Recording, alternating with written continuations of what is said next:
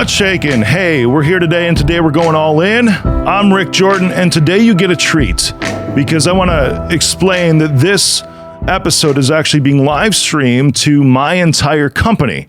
So I'm going to be speaking to my company today around leadership and forging a new trail, just going places where nobody has gone before. That's not a Star Trek reference, although I am a Star Trek fan. I always have been. That's actually one of my favorite memories with my dad was watching Star Trek Next Generation in the early 90s when I was a kid, and we would just kind of hang out, you know. And if you listen to the show at all, you know my dad passed when I was 16. It's a good memory I have of him. So this is going out to everybody in my company, in ReachOut Technology, my cybersecurity company that is currently in an active public roll-up, meaning we're acquiring companies. You can look up the press releases and everything else about this in the media. You can just Google my name and probably find these things, or Google ReachOut Technology.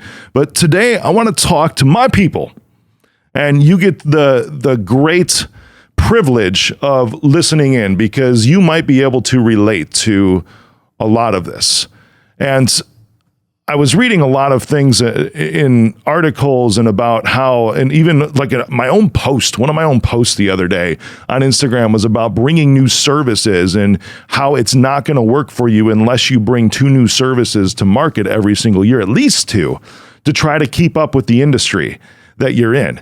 You know, and I'm seeing a lot of scenarios right now to where I was reading through this group that I'm a part of on Facebook, and the manufacturer, because of the economy right now, the manufacturer of these auto parts, I believe, was actually being outsold by this vendor on Amazon. So now they're trying to think, hey, we're going to shift things back, and they're changing their whole revenue stream mentality to where they're going to kind of cut these people out because they think that they can do the same things just in-house. There's a big shakeup going around right now, and like everywhere. And that's right. I'm talking to all my people right now. There's a big shakeup right now going on in our industry, in the IT space, in the MSP space, in the cybersecurity services space, the small businesses. There's a big shakeup. And what's really bad for most in the industry is that they don't realize it.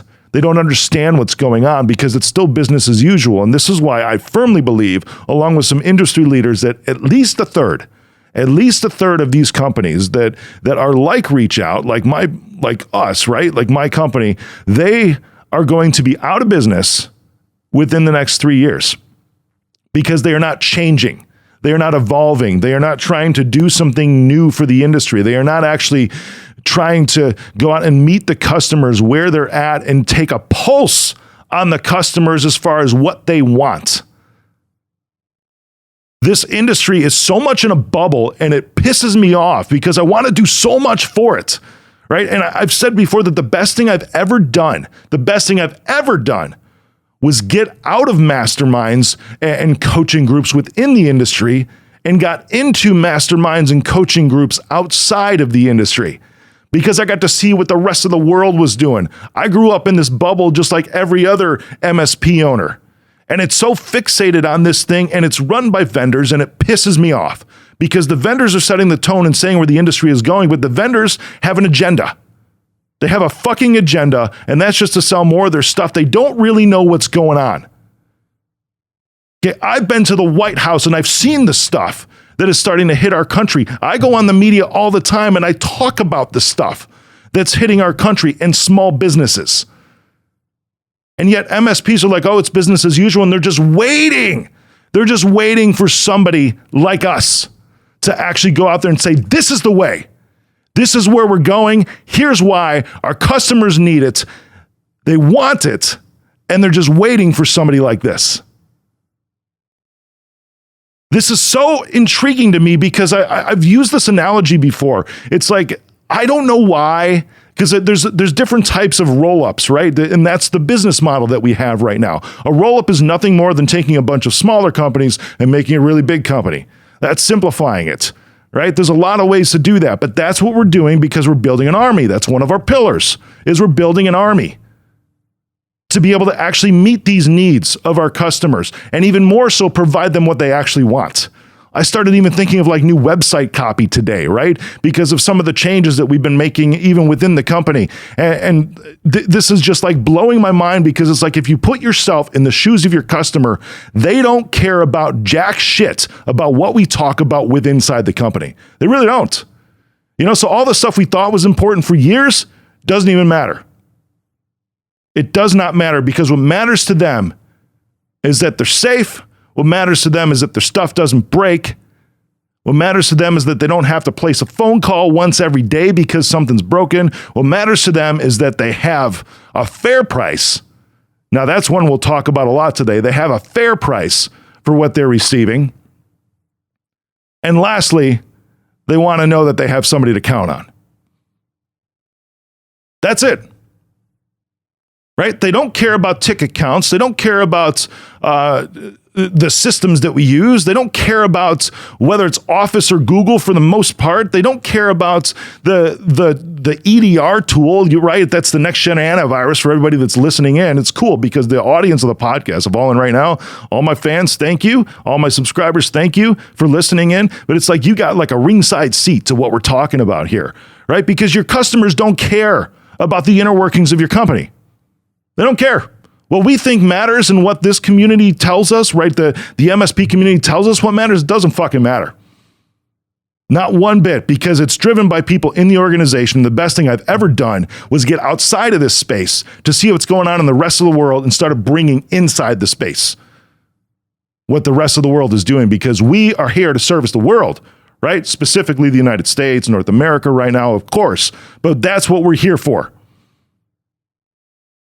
There's some tolls, there's some prices that come with this.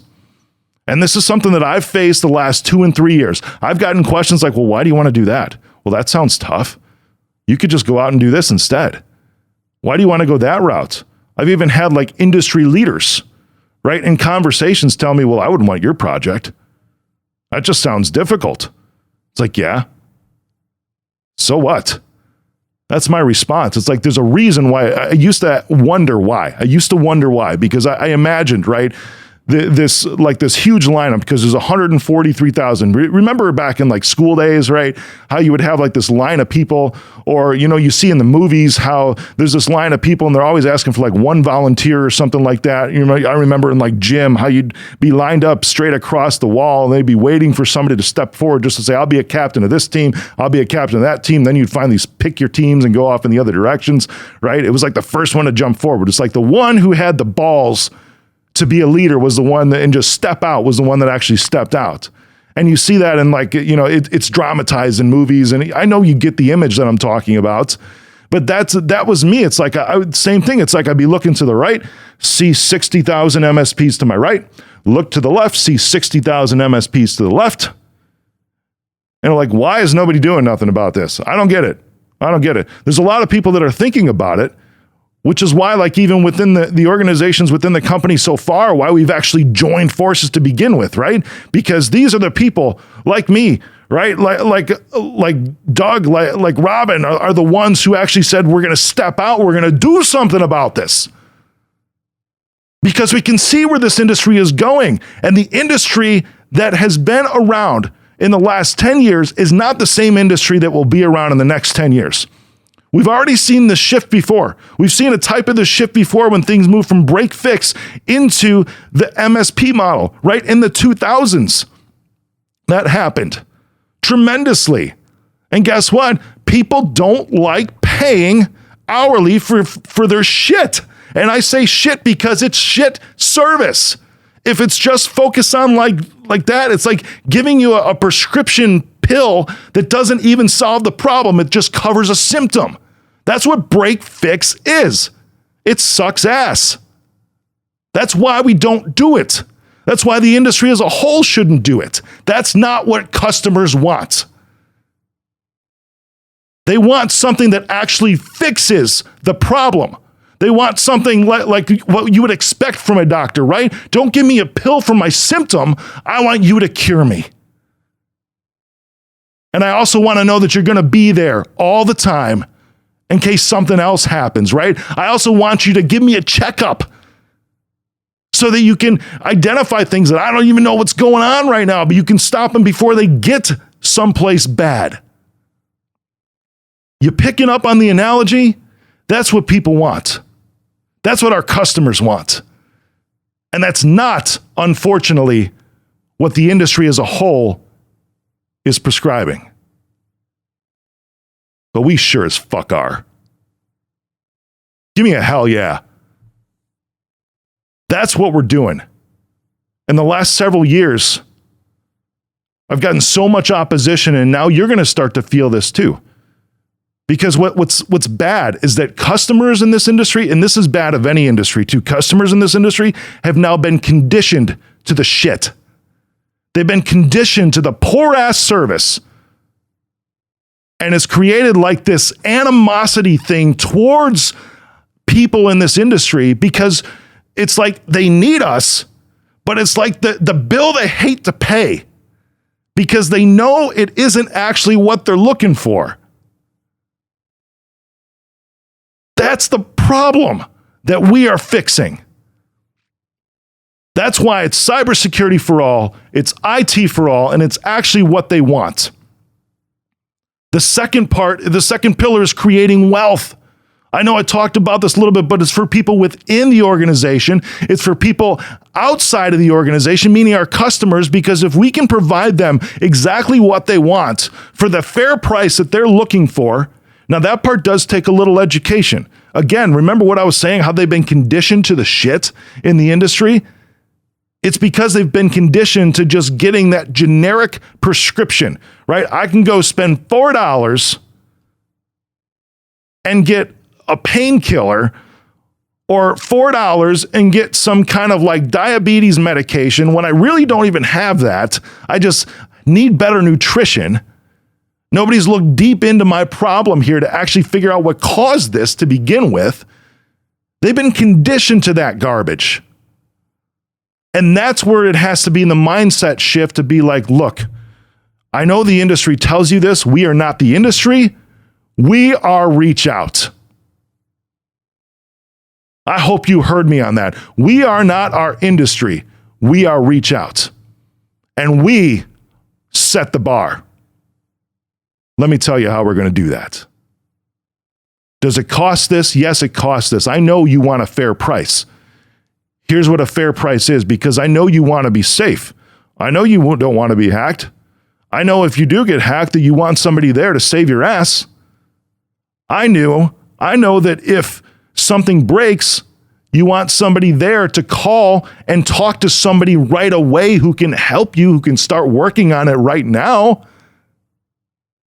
All of these things, when you look at what customers actually want, that's what we're here to deliver. And we will continue to shift, right? That's how we implemented text messaging so many years ago, because they wanted a quick, convenient, easy way to reach somebody without having to sit on the phone and go back and forth with something. So where they could even like step away and still remain in contact. They could get coffee, go to get lunch, whatever. It'd be like, hey, I'm stepping out for an hour. Now's a great time to do what you need to do. It's so easy and convenient. That's what they wanted. So that's what we provide.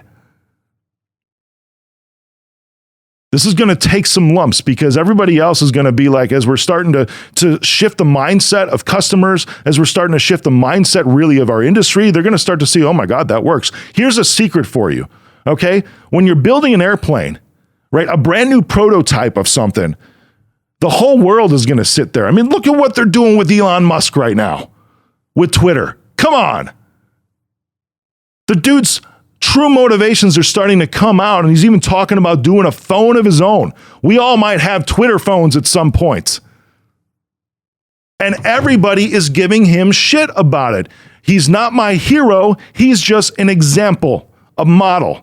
Because this is what I've gotten the last couple of years by people who have been veterans in this industry, who have even been my coach and your coach, that have said, I don't want your project. That's never going to work.